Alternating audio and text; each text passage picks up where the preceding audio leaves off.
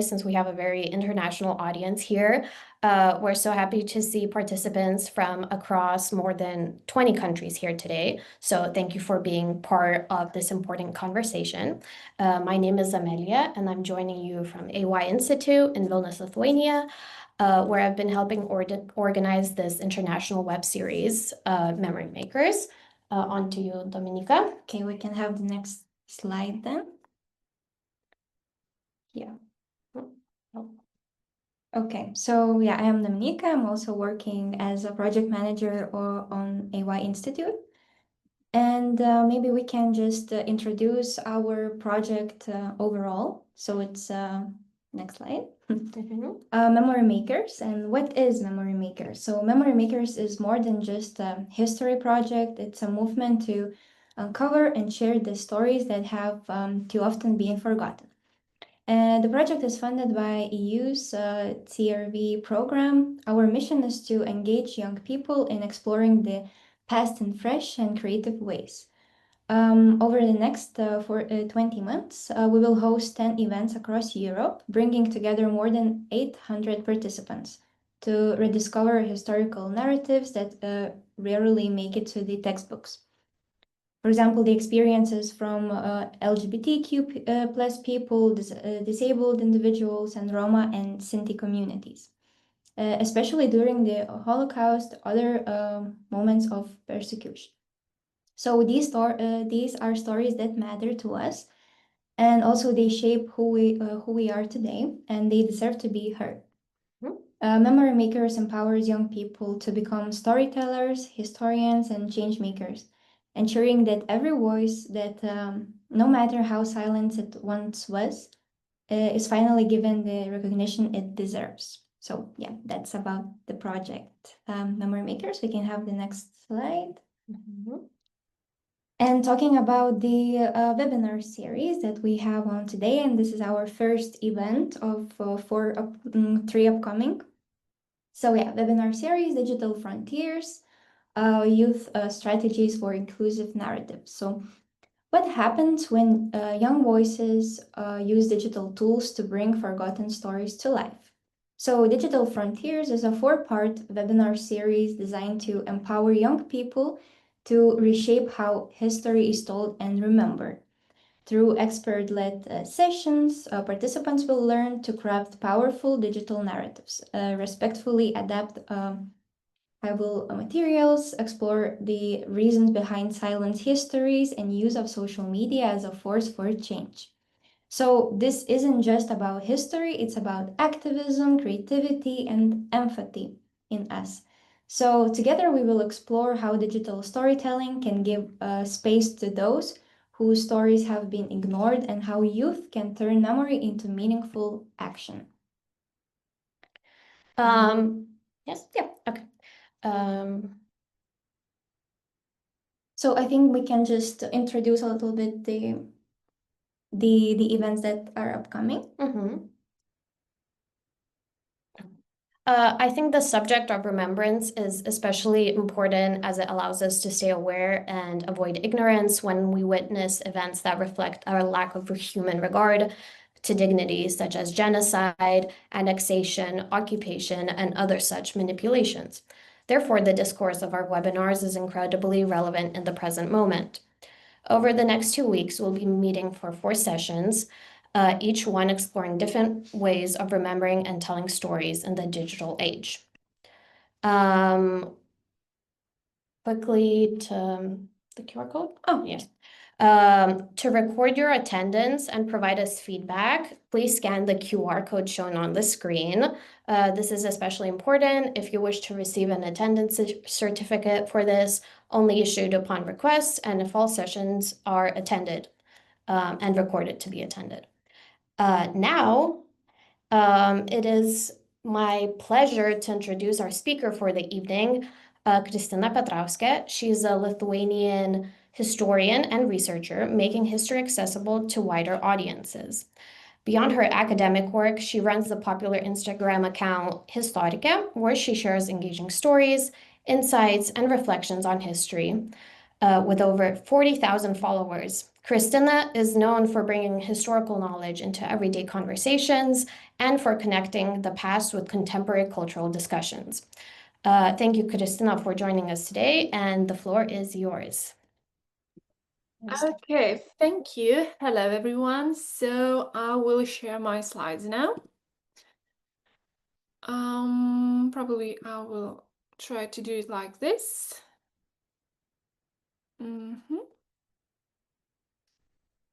Okay. Probably everything is all right. Yeah? Okay, awesome.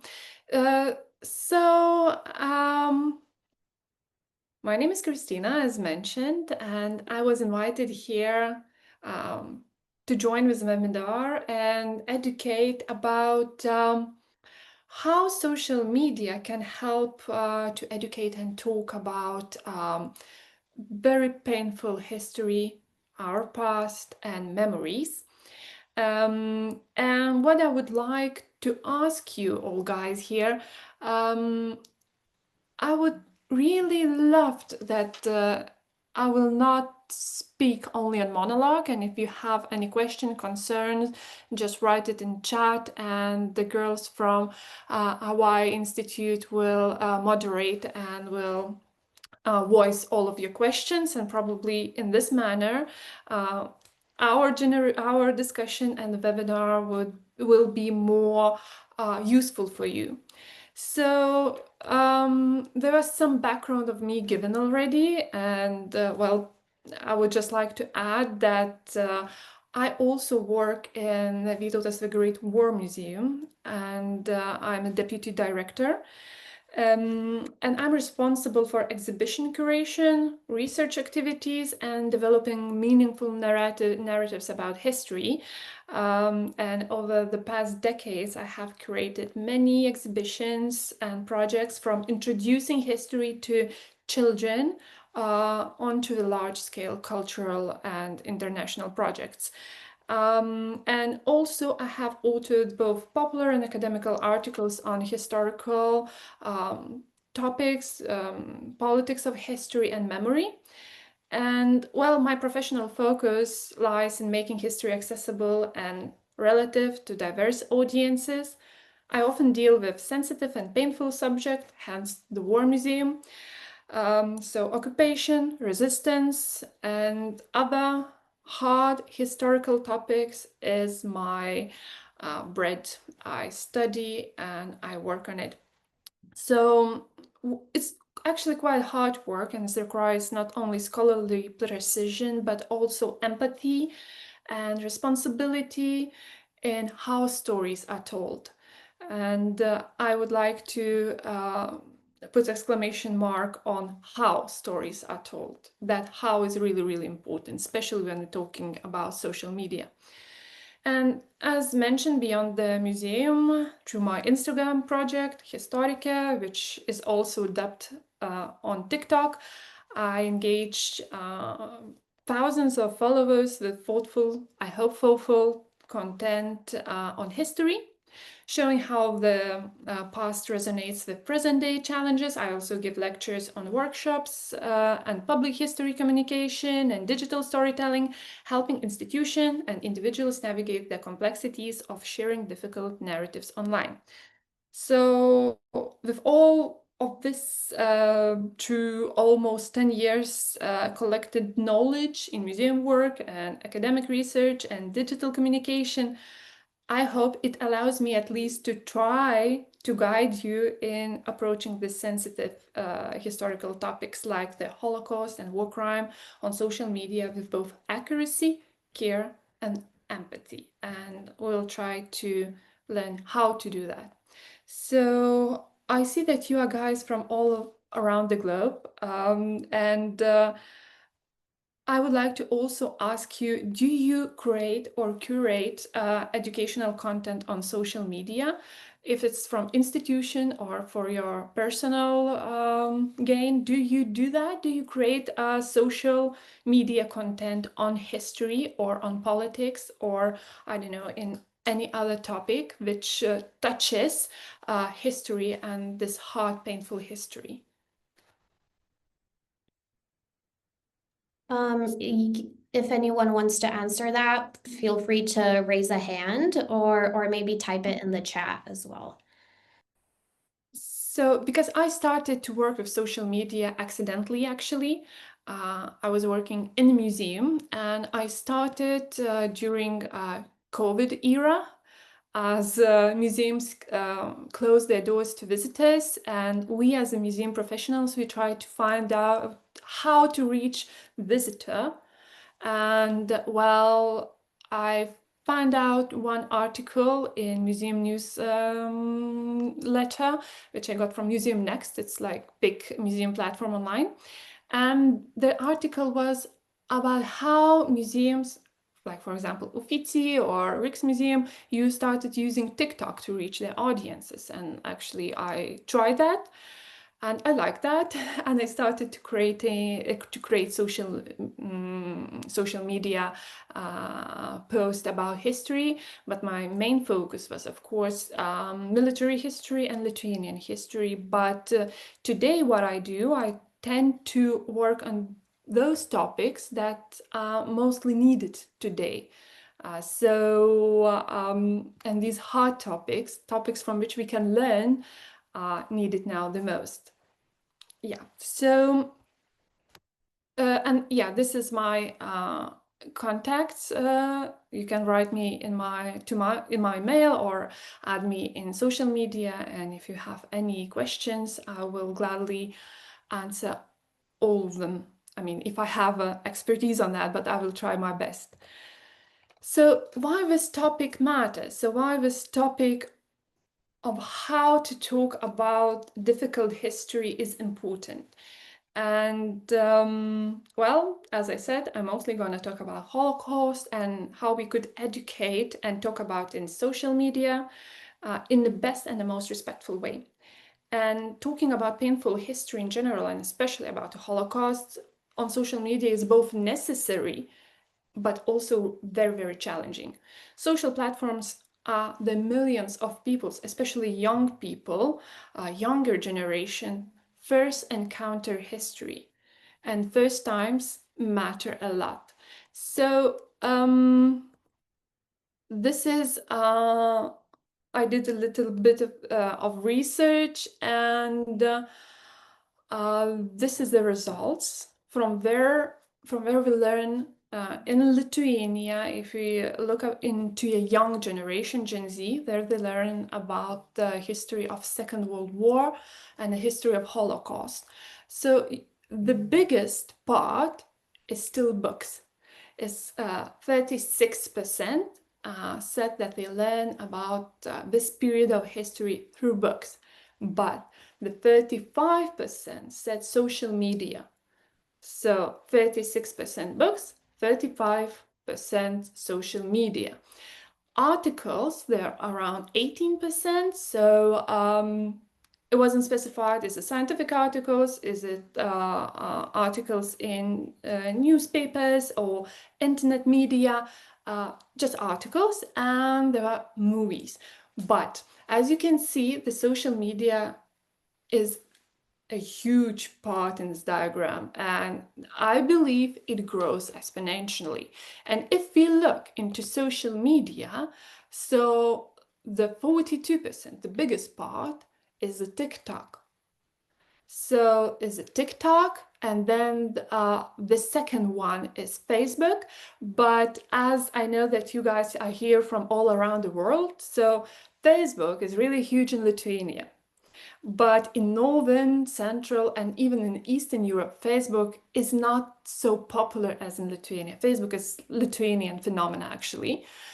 And then we have Instagram and podcast / YouTube, so longer type of videos. And in this longer type videos, you can explain a lot of nuances. You can have the content with more details and express it more precise. But TikTok, this part that scares me. So the usual length of content in TikTok is around 90 seconds. So it's 1.5 minutes. And if you want to educate, during that 90 seconds is extremely difficult. And also we should keep in mind that TikTok is the #1 platform that spreads false information, disinformation, and also conspiracy theories. Also the ones that are really anti-Semitic and even denies Holocaust. And as I mentioned, the first impression matters a lot. And if the kids learn history as young as 8, 9, or up to 13 years old through such a platforms, even though it's for you can join TikTok 14 and up, still kids are using it. So it could be a really bad precedent if they come to school to knowing that the influencers or educators or creators that they admire to the social network tells information presented in bad way, even though their intentions, they're good. So also why it is important to learn how correctly to speak about this type of history is we need to learn how not to distort history. As I mentioned, 90 seconds is very short amount of time, and if you want to educate about topics as difficult as genocides, it's risk trivialization, and well, without careful framing stories of, again, war crimes or oppression, risks being oversimplified, even distorted by conspiracy theories.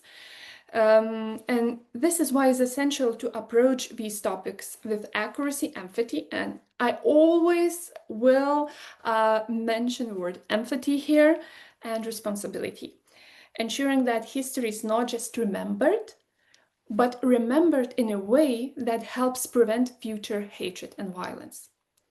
It's also really big difference on how we repeat history and how we educate history. Even more difficult to create historical content, educational content for creators, influencers, or educators, call them as you wish, then they rely on their content for day-to-day, then this is their main income. So if they wanna earn living and the social media is the main income, they start to chase algorithms.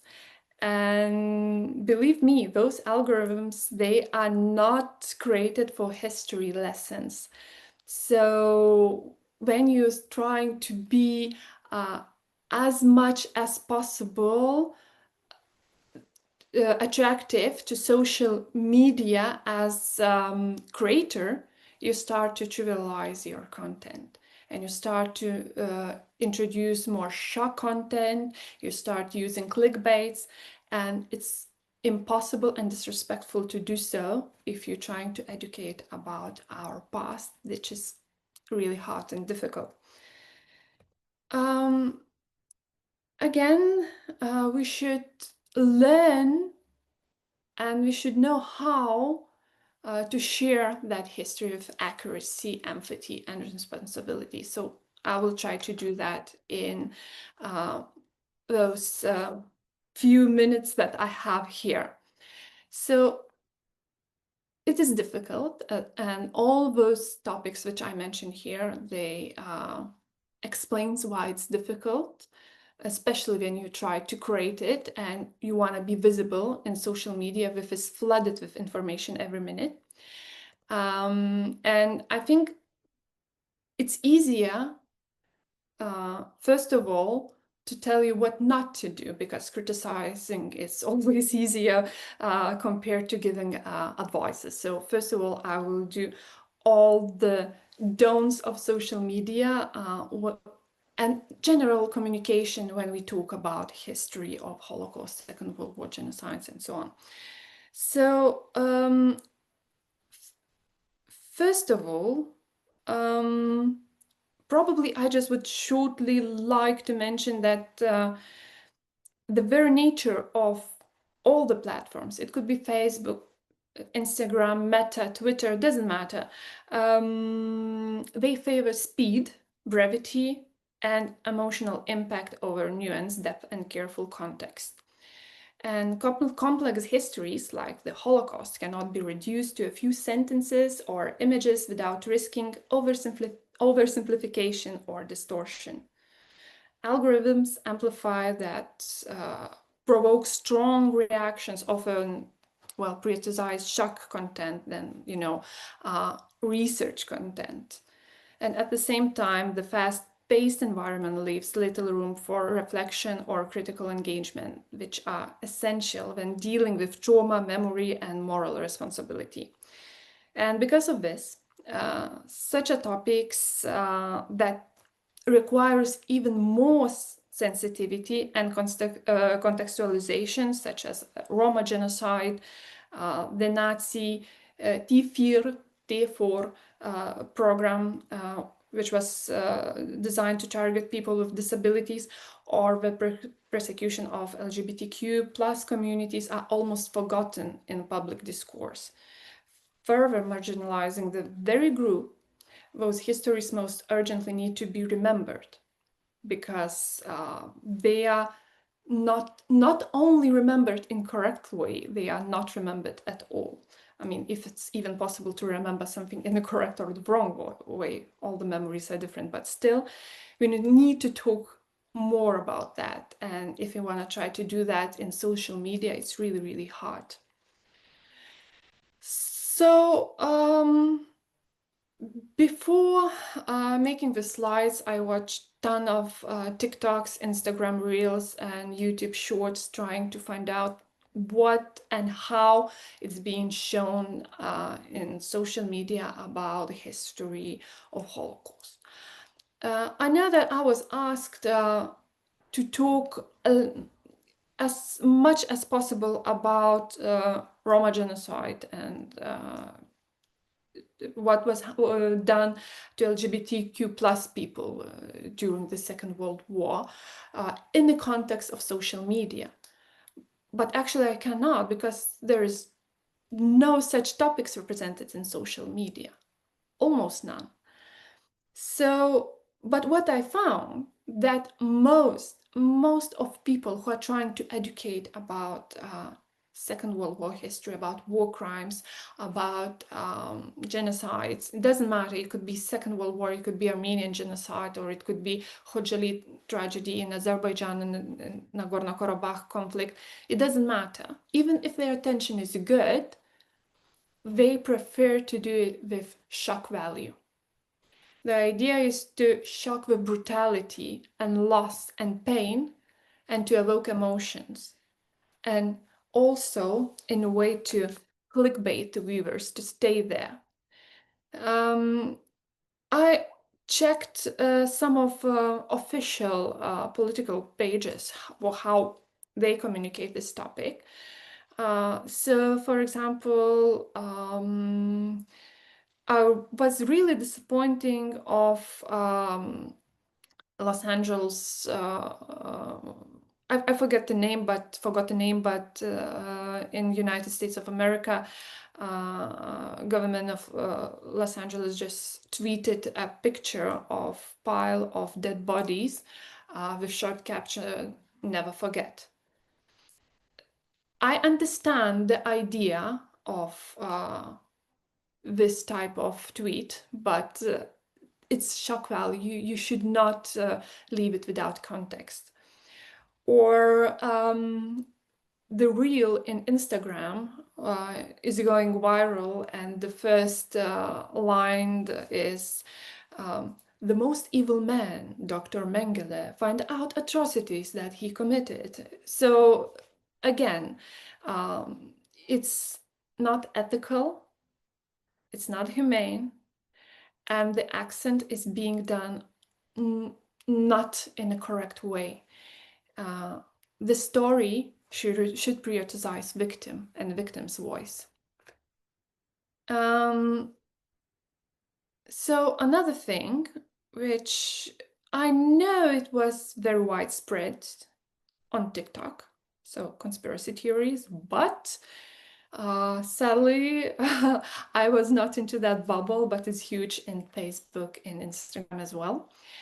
And it's actually, I believe, one of the biggest challenges on social media, because everyone gets a voice and everyone can express their voice, and somehow the voices that believe in conspiracy theories are louder, let's say so. And such a conspiracy theories as Holocaust denial or anti-Semitism myths are really, really dangerous.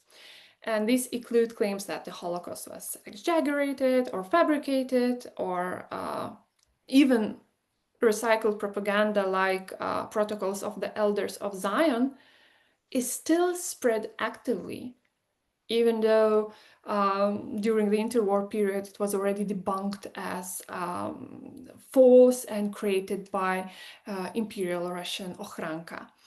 But still, today they are still being put forward. And as I mentioned, young generation are learning history from social media, and first impressions matter. And even such a, on the first glance, harmless theories, conspiracy theories, as for example, aliens build a pyramid, actually has really bad racial undertones. If you look at civilizations that thrived in European Middle Ages, they have beautiful cathedrals built, but in Mesoamerica or in East Asia, we also have megalithic structures being built. So then European people, they have no problem with cathedrals and structures built in Europe. They say, yep, we'll build that, we're smart, we're cool, we can manage to do that. But then they see equal infrastructure in Mesoamerica or Asia. The first idea, nope, that's aliens. That's definitely not the local people. They are not capable, they are not able. So even such a, on the first glance, harmless theories, they actually really bad at corrupting the pattern of thinking. And I have this Squidward here. It's actually, it was a case, it was so-called, even though this is Squidward, but the case is SpongeBob case. So Meta only in 2018 banned spreading disinformation about Holocaust and Holocaust denial in their social networks. And after that, a lot of people, especially in the United States of America, got very angry because it violates their First Amendment rules. So they tried to find a way how to bypass this restriction, and they started doing memes. Because at the time, artificial intelligence was not capable so quickly detect the text. So if they scan like written text and they see the buzzwords, they just simply freeze the text. But if it's meme, if it's a picture, it was harder to detect because there is no nudity, no sex, no harmful content. It's only fun facts with Squidward. And that fun fact was, do you know that Holocaust is fake or other things? And it was circulating for a very long time. And it was really, really popular and harmful. And the Meta tried to fish out all of his posts. But can you imagine how much people are posting? And almost at the same time, only a few years later, the Meta fired a lot of fact checkers. Now there is almost none, only algorithms and artificial intelligence. And you know how artificial intelligence is, well, it's not that intelligent in a way. So people are still trying to use memes to just go bypass all the laws. And another thing is that during that time, in the United States of America, was this legislation act, Shield 230, which made the precedent that social media platforms are not viable for content that is created by the users. And today, European Union is trying to find a balance between free speech and the other example, which is almost I don't want to say outdated because it sounds horrendous, but the way we perceive free speech in United States of America is maybe outdated. And again, I see and how bad it sounds from the side, and they try to find the way how to mediate that you don't need to check every meme from SpongeBob, and how to have this good legislation. And the SpongeBob meme, the SpongeBob case, today is one of the most important case going on about the free speech in social media, which consists conspiracy theories. So I will not go more into that. For me, it's really interesting topic because I just came back from Berlin. I was in Aspen Institute there, and we were preparing and gathering all the information about free speech media and social influencing. But if you're interested, I will send you all the material about how artificial intelligence and free speech helps to have a safe space and internet. Okay, oversimplification. So as I mentioned, well, the usual length of TikTok is 90 seconds, and it's really difficult to tell a story in those 90% and not to exclude a lot of important information, because history is very complicated, and sometimes you need that information around the main fact to be able to understand the main fact. Otherwise it could be misleading. We shed so many important layers, and that's, well, why it's really important topic. Never forget when you create your content, if it's not, it has all the needed layers around it to be understood correctly.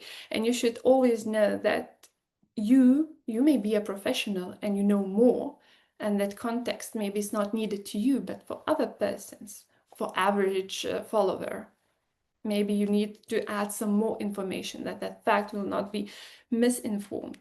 And sometimes I believe that people are doing it on purposely, just leaving a nude fact for their interpretation, and it could be used for very bad intentions, for disinformation as well. And because of that, when we try not to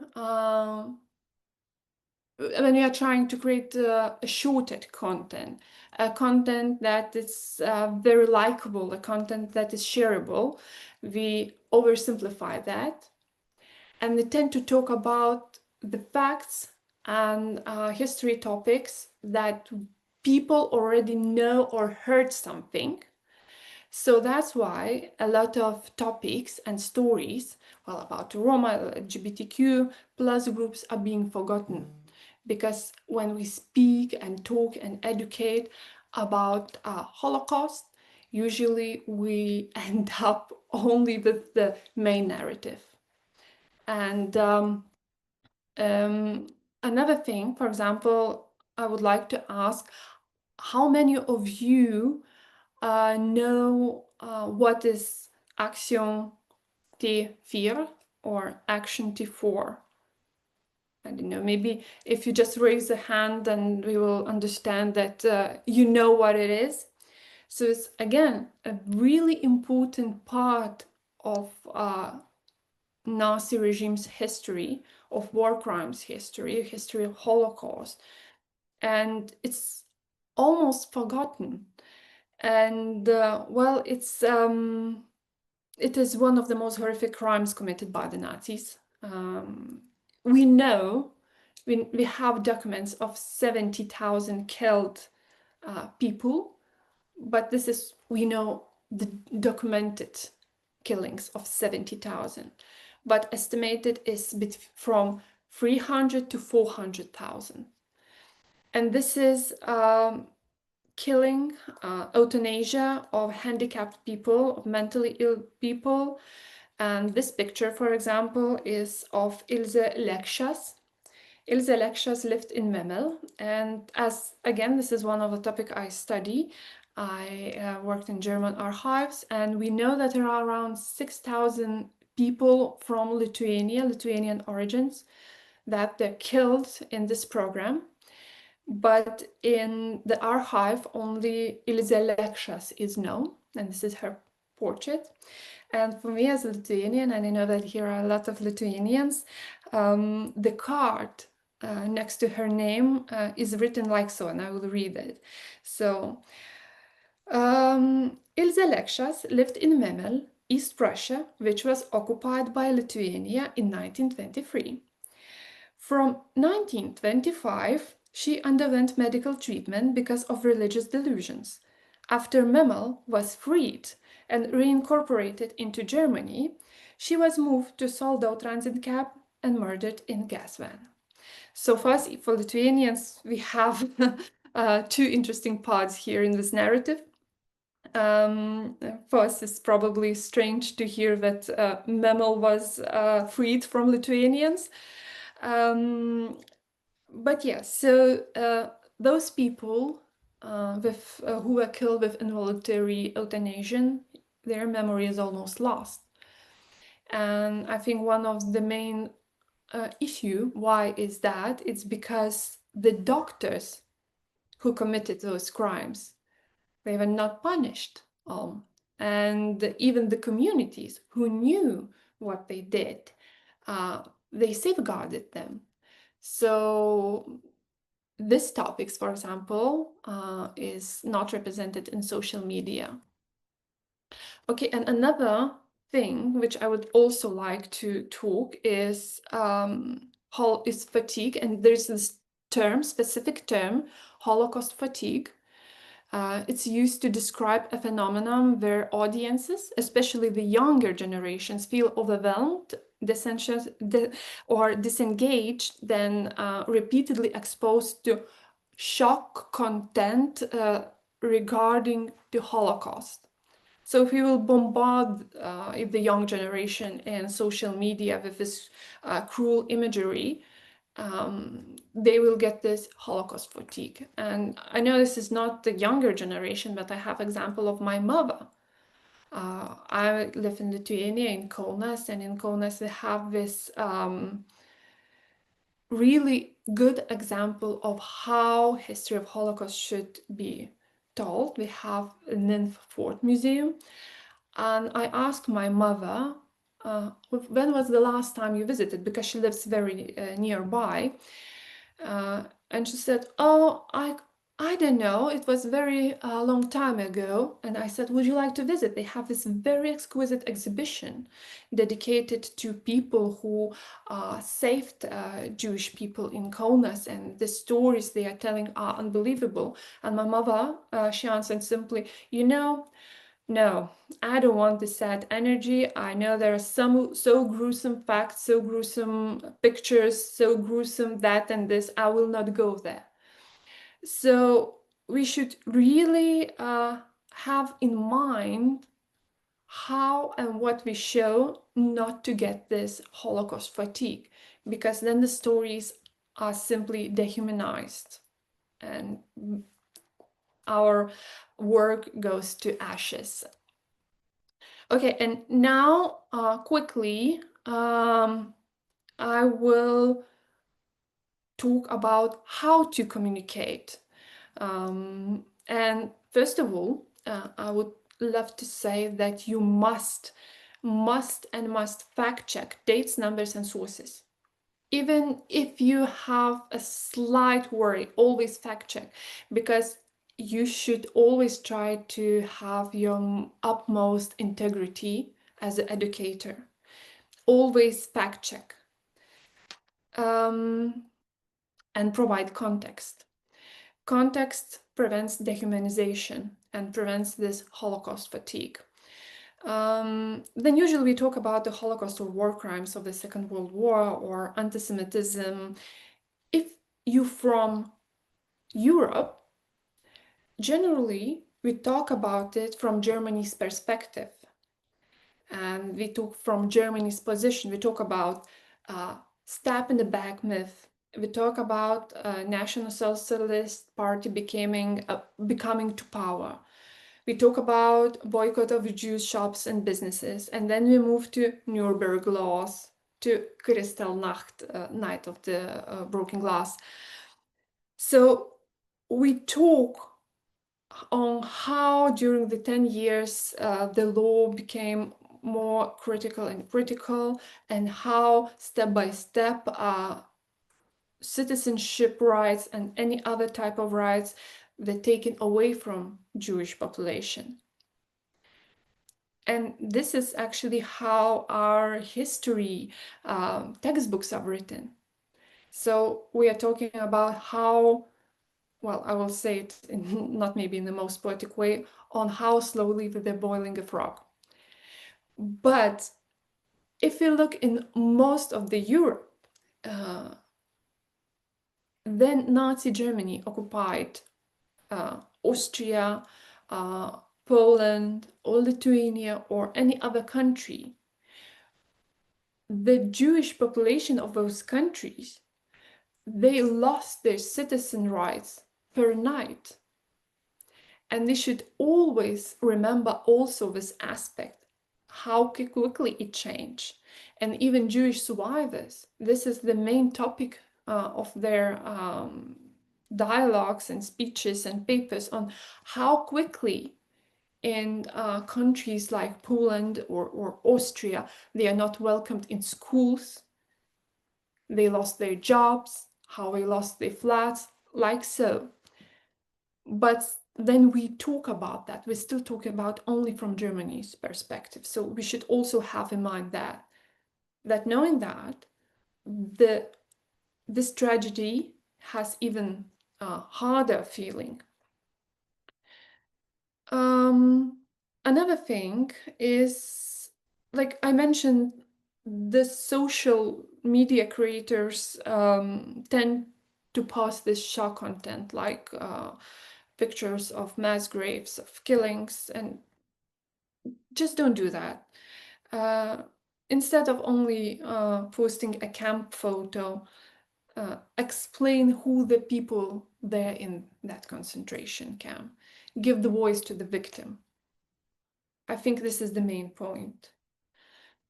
Another thing, which actually I'm very angry with, is use appropriate language. So if you're using a TikTok, you probably know that TikTok has totally different language. Nobody is killed. Everybody is unalived. Nobody is raped, but raped. And there is this meta language which is used in the idea that this is how they cheat the algorithm. So no, algorithm catches what you're saying and it's learning and it catches this phrase anyway. And because of using this language, the topic is trivialized.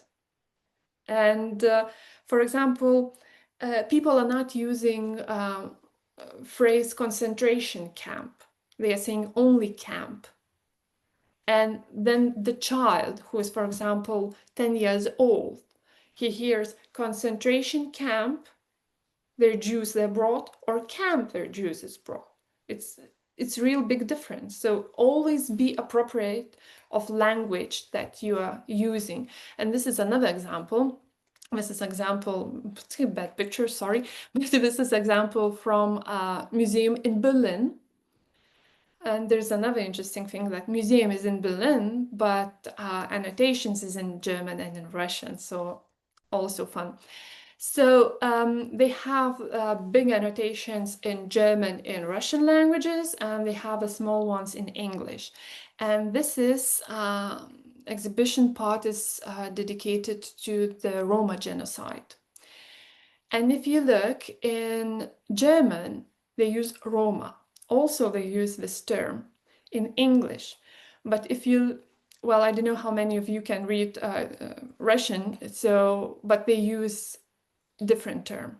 They use term Tsigan, which is not correct, and it's insulting and demeaning.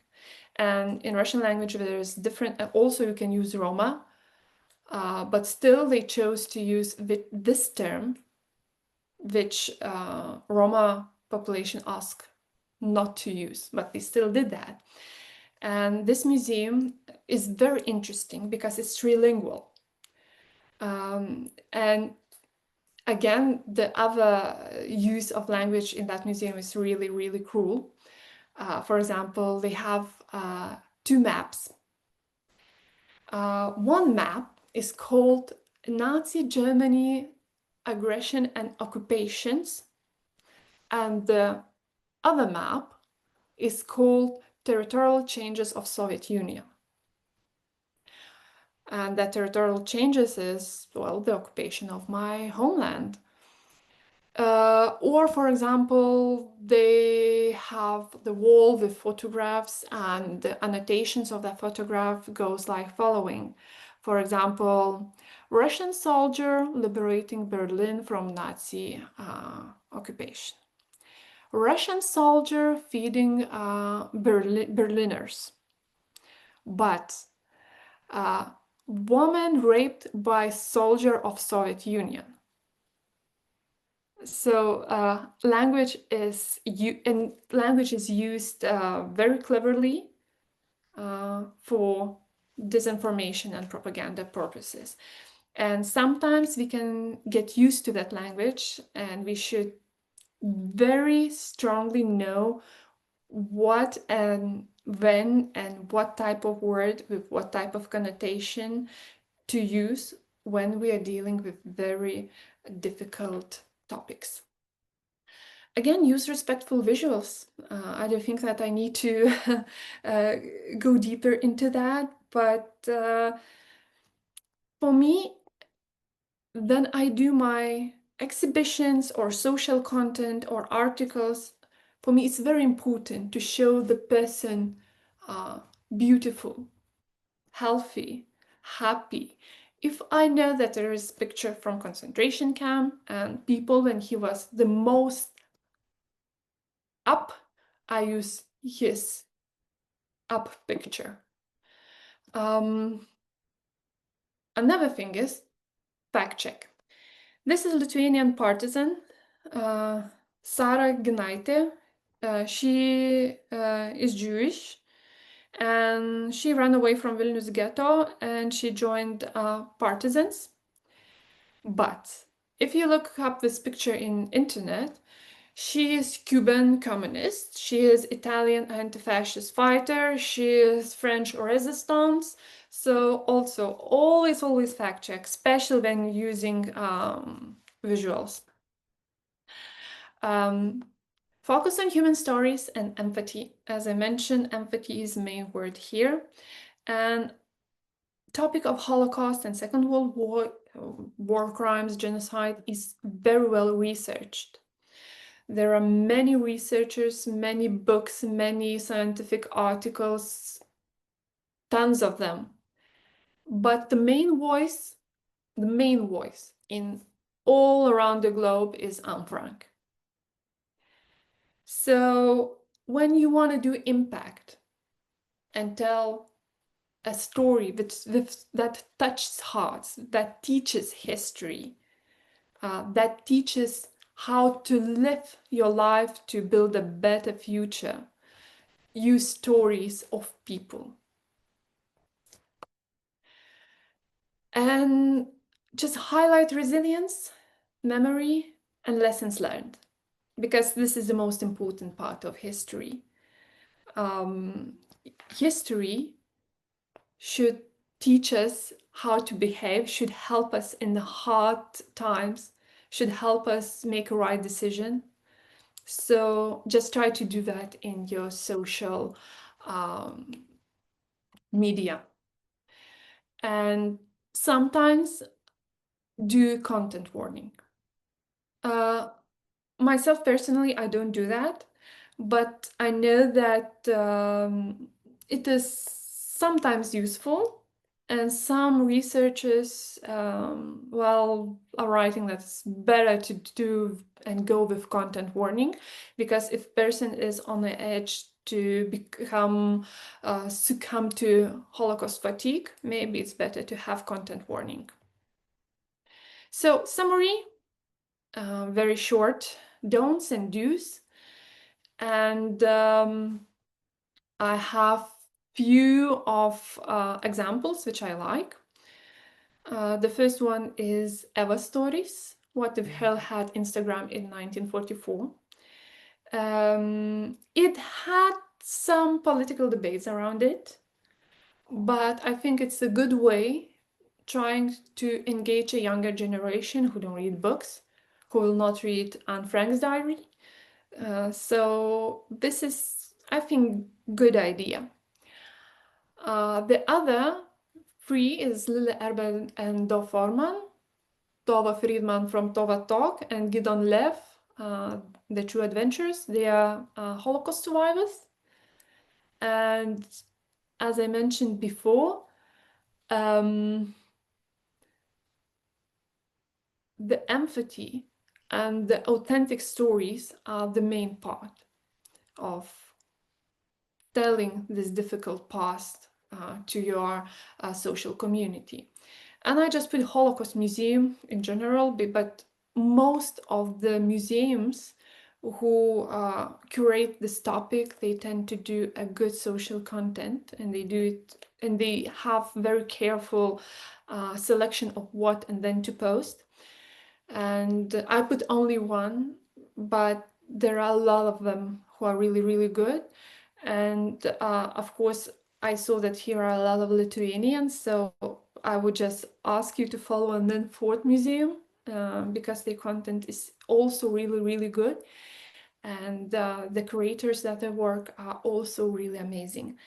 So yeah, probably that's that. Thank you. And I just quickly go back to my contact information.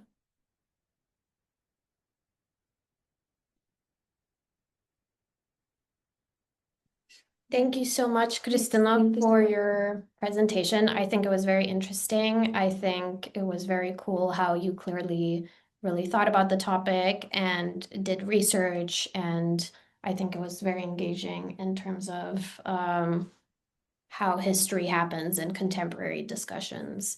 We would love it if anyone would like to raise a hand, and if there are any questions for Kristina that you would like to ask.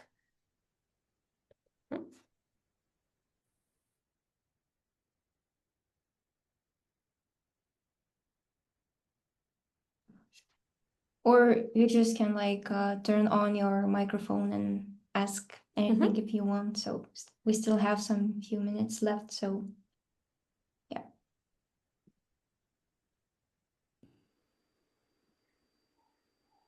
There was something you were mentioning mid-lecture about AI, and if anybody interested, you would provide some. I don't remember exactly what it was. I remember that I got interested.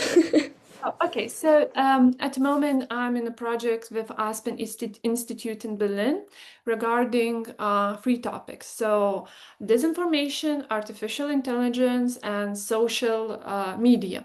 As we are well, they call it as influencer cohort. but we are all social media creators. Some of us do history content, some political analysis, and so on.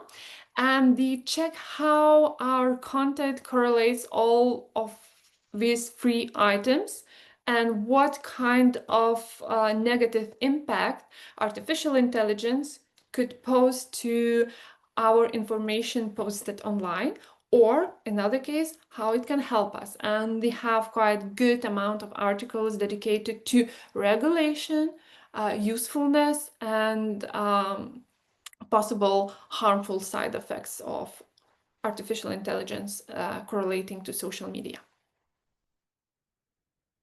Okay, thank you.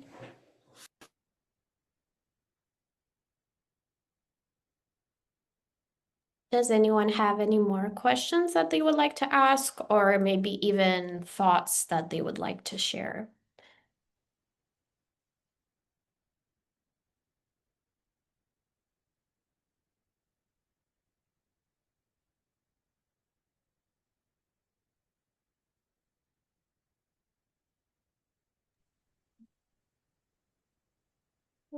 Okay, so if there nobody has any more questions, I think we can close the webinar.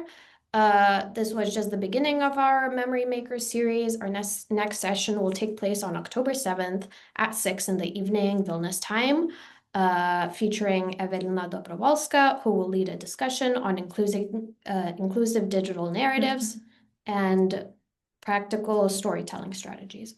We warmly invite you to join us again and to spread the word so more people can be part of these conversations. Again, just a reminder, if you do want attendance certificates, please record your attendance. The link is in the chat. And on behalf of the AY Institute and the Memory Makers team, thank you once again. We hope today has left you inspired, and we look forward to seeing you next time. Kristina, do you have anything else you would like to add? No, thank you. Thank you for invitation. And again, feel free to DM or write me an email if you have any further questions. Okay, thank you so much to everybody, and we hope to see you next time. Yes. Bye-bye. Have a nice evening.